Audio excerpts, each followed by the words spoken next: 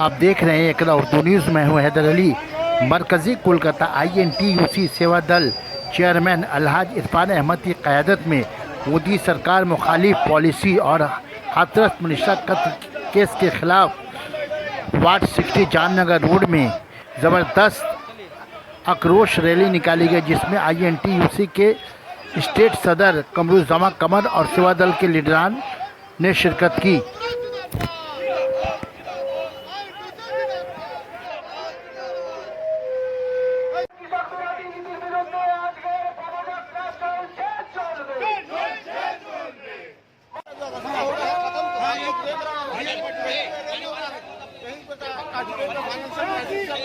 पूरे हिंदुस्तान में पश्चिम बंगाल के अंदर में भी वही हाल है। पहले आंदोलन वाली दीदी थी, आज दीदी बिल्कुल खामोश है।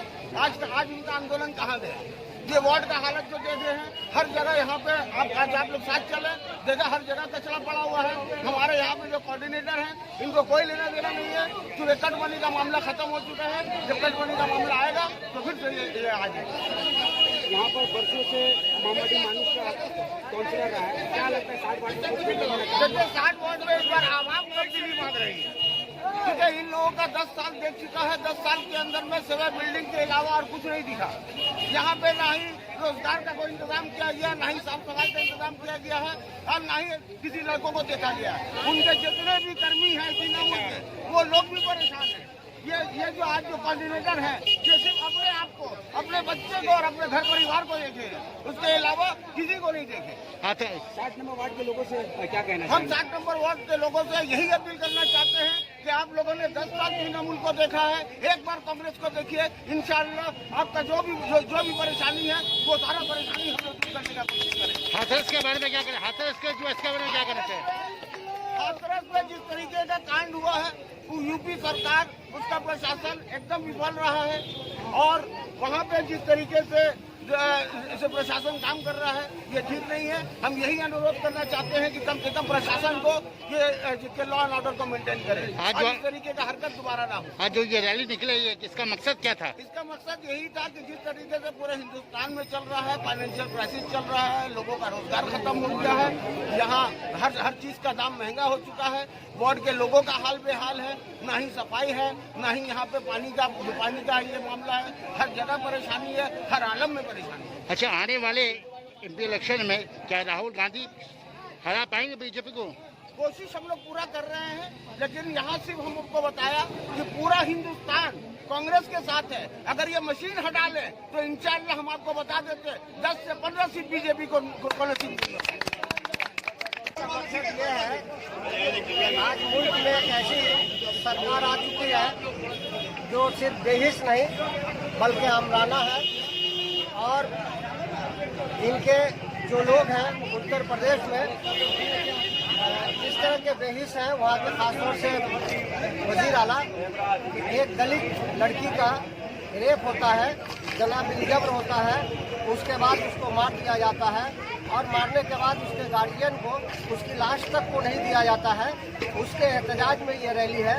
और साथ साथ हमारे सूबे में जो सरकार है वो सिर्फ डेवलपमेंट की बात करती है, लेकिन वो डेवलपमेंट कॉस्मेटिक डेवलपमेंट है। उस डेवलपमेंट को डेवलपमेंट नहीं कहा जा सकता। बेकारी आसमान छू रहा है, सड़कें बिल्कुल ख़राब है, चलने के लायक नहीं है, गरीब जो है और गरीबतर हो रहे हैं।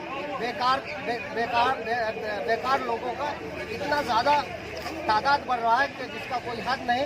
और सबसे बड़ी बात जो है, पूरे दुनिया में आज पैंडेमिक है, उसमें बंगाल की सरकार कुछ भी नहीं कर रही है, बल्कि पैंडेमिक को और बढ़ाने में, लोगों को और तकलीफ देने में, बीमारी को और इजाफा करने में वो साथ दे रही है अपने प्रोग्रामों को देकर। आप देखिए, कांग्रेस के लोग जब कोई प्रोग्राम करने जाते हैं उन पर बंदिश लगाया जाता है, लेकिन जब बीजेपी के हजारों लोग उस रोज बदतमीजी किया, रास्ते पर इस तरह से बमबाजी किया, लेकिन उसके बावजूद भी उसको इजाज़त दिया जाता है। लेकिन कांग्रेस के लोगों को या दूसरी अपोजिशन पार्टी को ये इजाज़त नहीं मिलती है। ये अफसोस की बात है। पूरे देश में और इस सूबे में भी आज डेमोक्रेसी नाम की चीज़ नहीं है। इसकी हम मजम्मत करते हैं और आप लोगों से भी हम ये अपील करते हैं कि आप कम से कम गरीबों की बात, मजदूरों की बात, आम लोगों की बात, बेकार लोगों की बात, और जो लोग कोरोना से आज तबाह है, उनकी आमदनी नहीं है, इस बात को कम से कम सरकारी लोगों के कानों तक पहुंचाए। अच्छा, फरहाद हकीम प्रेस कॉन्फ्रेंस आज बोले हैं कि सीपीएम और ये कांग्रेस जो है ये बीजेपी की बी टीम है, ये इसका मतलब क्या था? देखिए, उनके कहने का कोई मतलब नहीं निकलता, क्योंकि जो पार्टी 10 साल तक बीजेपी के साथ रही हो, मंत्री भी रही है ये, इसलिए उनके कहने का कोई मतलब ही नहीं है। कांग्रेस का अपना आइडियोलॉजी है। आज पूरे देश के लोग देख रहे हैं कि राहुल गांधी, सोनिया गांधी किस तरह से भाजपा सरकार के खिलाफ में लड़ाई कर रहे हैं। इनके बोलने से कुछ आता जाता नहीं। अच्छा, अब अभी 60 वार्ड बैठे हुए हैं, यहाँ का क्या हाल, रास्ते का, सड़क का क्या हाल है यहाँ के? देखिए, इसका हाल तो बहुत ही खराब है।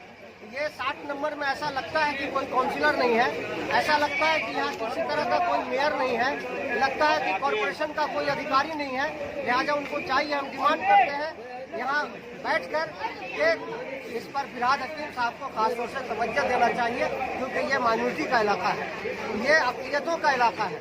अक़लियतों के इलाका में वो भी अक़लियती फ़िरक़ा से ताल्लुक़ रखते हैं, उनका ये फर्ज बनता है, अखलाकी फर्ज बनता है कि यहाँ का डेवलपमेंट वो करें। आर्थिक अवस्था हमारा किसान विरोधी बिल के अगेंस्ट में आज हम लोग इरफान अहमद के नेतृत्व में हम लोग ये पद आक्रोश रैली हिंसा कर। अभी आप लोगों ने पूरे वार्ड का दौरा किया, रैली निकाली, क्या लगता है इस वार्ड में कुछ डेवलपमेंट का काम हुआ? कुछ नहीं हुआ, आप लोग कुछ भी नहीं हुआ, कहीं भी पैदल नहीं चल पा रहे हम लोग पद यात्रा कर रहे हैं। तो क्या हुआ? वो तो बोले हम डेवलपमेंट कर रहे हैं, क्या डेवलपमेंट कर नहीं हुआ। ऐसा चाहिए, आम पब्लिक से कोई मतलब नहीं है। आने वाले कॉर्पोरेशन चुनाव में क्या रिजल्ट होना चाहिए यहाँ पे? बहुत अच्छा रहेगा, चेंजिंग आएगा, परिवर्तन। दीदी का हाल खुद खराब है। पंडित जी, क्या लगता है अगले केएमसी चुनाव में हाजी खान साहब यहाँ पर आपकी पार्टी का उम्मीदवार होंगे? हाँ, जरूर होंगे। ये पार्टी जिसको करेगी, खान भाई जीतेंगे, मेहनत कर रहे हैं। 2 साल से जिस तरह मेहनत कर रहे हैं, दिन रात करके डेंगू जो कॉर्पोरेशन में काउंसिलर ने काम किए, वो आप देखिएगा, सैनिटाइजर से लेकर धुआं से लेकर हर वक्त लगे हुए हैं। आम पब्लिक की कब क्या रात जरूरत पड़ा 2 बजे 3 बजे हाजिर है आम पब्लिक। 60 वार्ड के लोगों से क्या कहना चाहेंगे आप?